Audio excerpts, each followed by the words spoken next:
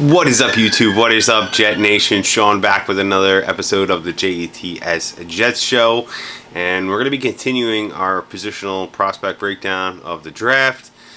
Today we're going to be handling the quarterbacks and the interior defensive linemen. So I actually think these are probably the two weakest positions in this year's draft class. There aren't really any superstar quarterbacks that have been, being talked about in the top three most of the year. I know some people are talking about maybe the Detroit Lions taking a quarterback in the top three. Some people there's some rumors out there that they're in love with Malik Willis, but we'll see what happens. I don't think there's really a top 10 quarterback in this class, although I do think somebody will select a quarterback in the top 10. It's just, a position of such need in this league. You can't win without a quarterback. That, I do think, a team's going to come up and make that move. And the interior defensive line is not very deep. To be honest with you, there's probably only four guys that I would put, on my list of top prospects for the position. I think there's a huge, dramatic drop off after those four guys. So let's get right into the defensive lineman to start then. So my number one interior defensive lineman, this was kind of tough for me. It's between the two Georgia guys, Jordan Davis and Devonte Wyatt.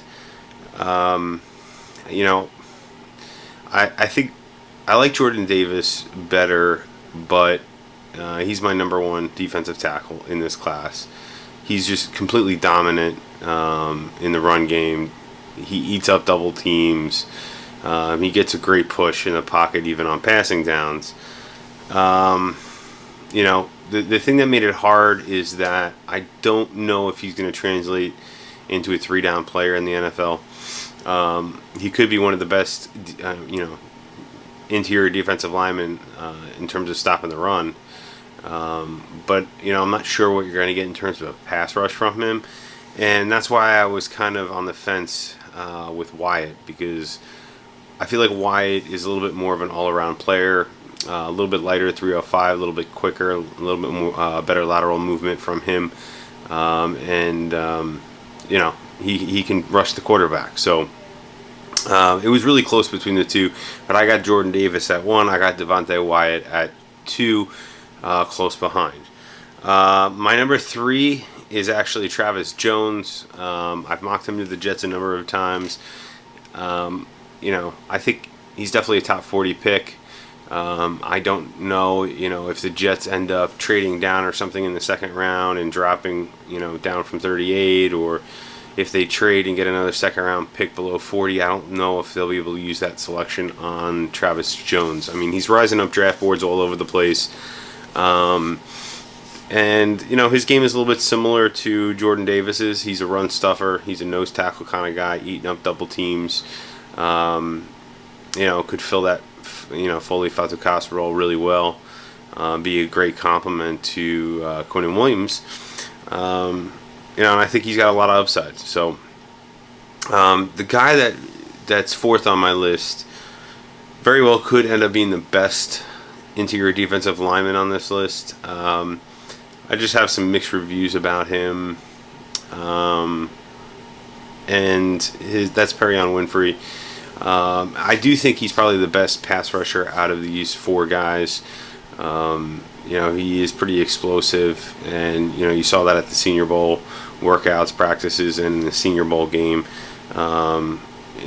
So he does bring a little different element than the other guys on this list. My kind of sleeper guy is going to be Logan Hall out of Houston. I have him as a third-round prospect. I think he's really super versatile, and that's definitely one of the things I absolutely love about the guy. He's one of those guys that you would see Bill Belichick taking, because he can play multiple positions along the defensive line. I didn't mention this other player earlier, but he reminds me a little bit of DeMarvin Leal in the fact that he's so flexible in terms of where he can line up on the defensive line. So, but I do think Logan Hall may end up being a better pro than DeMarvin Leal. So I do think DeMarvin Leal is going to end up going in the second round. But I do think there's a huge drop off between Travis Jones and him, who I had on fourth on my list. DeMarvin Leal would be fifth. So let's talk about the quarterbacks on the offensive side of the ball, and I'm probably going to get some flack for this one, but I do think Desmond Ritter is the number one quarterback in the class. I think a lot of people are overlooking him. The quarterback out of Cincinnati, he's just got everything you could look for in a quarterback. I mean, he played well in college. He's tall. He's big. He's got a strong arm. I mean, he can make the throws. He's my number one guy. I know a lot of people have Pickett, Willis, Corral all ahead of him. But Ritter's definitely my number one guy. I have Willis as my number two guy. I do like the really athletic high upside that he brings to the table.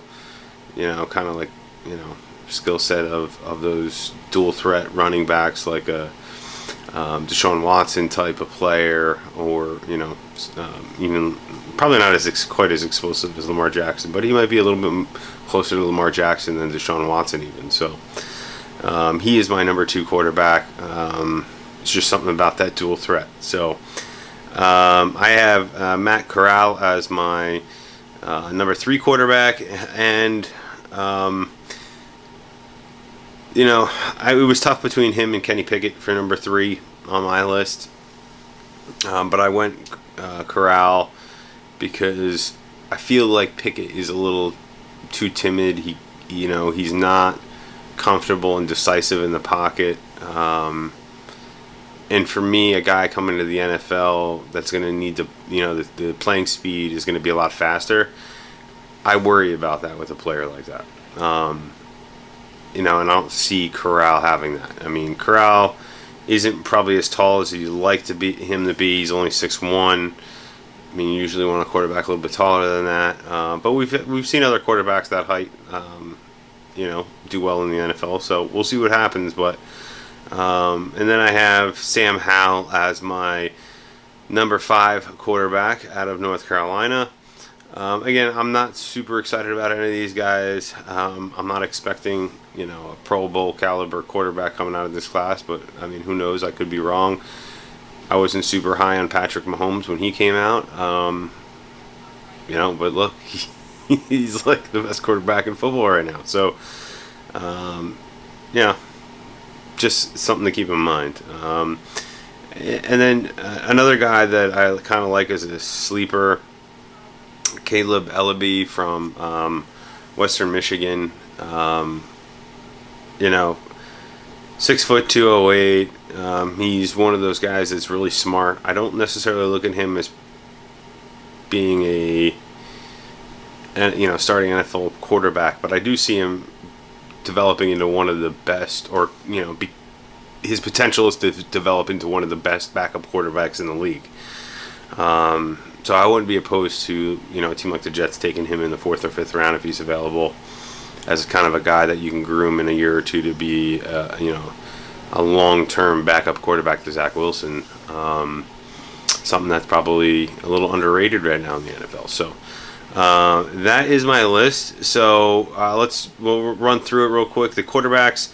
Number 1, I have Desmond Ritter. 2, Malik Willis. 3, Matt Corral. 4, Kenny Pickett. And then 5, Sam Howell. And then my kind of sleeper guy is Ellabee out of Western Michigan. And then in terms of the defensive tackles, Jordan Davis, number 1. Devonte Wyatt, number 2. Travis Jones, number 3. Perrian Winfrey, number 4.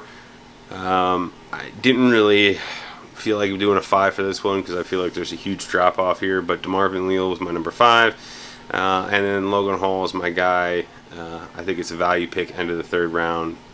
Maybe even slide into the 4th round for some mocks I've seen. So that is it for the breakdown of the interior defensive line and quarterback prospects. If you guys like the content, You know what to do. Like, subscribe, share, comment. Love to hear from you guys. Love getting the comments. Thanks to new subscribers out there, and I guess I'll see you in the next one. Peace.